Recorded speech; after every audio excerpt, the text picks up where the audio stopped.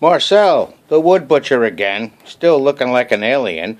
This is part two of the concerned piece of reproduced or reclaimed or reused, whatever term people use. You see, I or repurposed, whatever.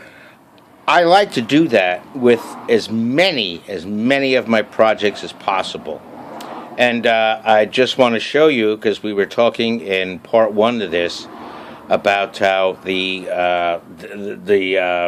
Orbit sander and 80 grit sandpaper, the piece of wood was laughing at the finish on it, and the start of black mold that was in the wood was this is either going to get to more aggressive, like I had mentioned in part one, by using the handheld belt sander and 40 grit sandpaper and take off about a 16th of an inch of wood finish and get down to the natural wood and try to stay with the grain as much as possible.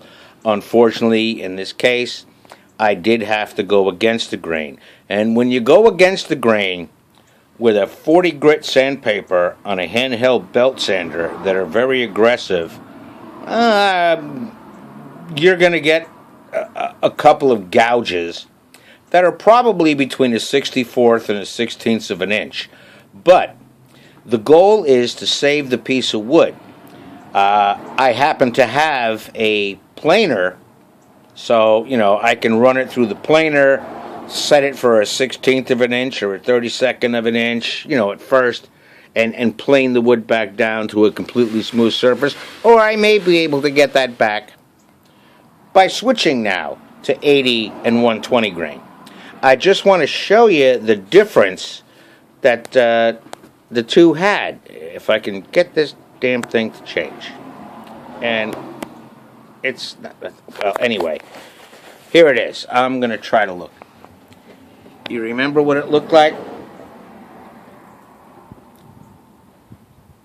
And now it's nice and clean all the way down. I stopped here to show the difference of what was there, and I also left here, I think you can see that, where the indications of the black mold were, here all the way down to here. And you can see I've got them completely gone from anywhere else. Now, before I do anything else with this piece of wood, I'll finish sanding it, of course, and get that last corner done.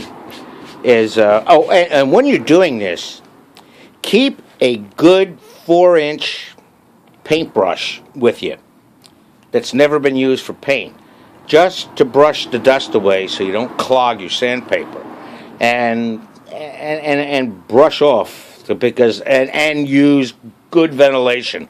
My shop is my garage. When I do stuff like this, I have the back passenger door and the front garage door open, so the stuff just vents right through, with the protection of my I don't know if you want to call these alien head horns, or do I look like a demon growing horns? I don't know. You tell me. But anyway, I just wanted to let you know what the progress was. When it's completed, I'll post part 3 of this.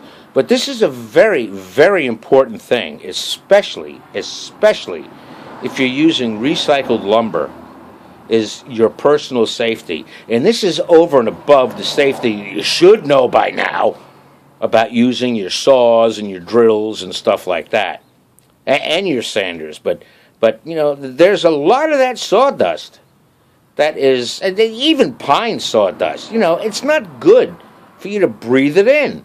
I smoke about a pack of cigarettes a day, and I noticed before I started wearing a respirator, or if I'm doing small stuff, like just sawing and this and that, wearing one of the, good paper or fiber dust masks, my coughing has stopped considerably, and my wheezing, it was all the sawdust going in me.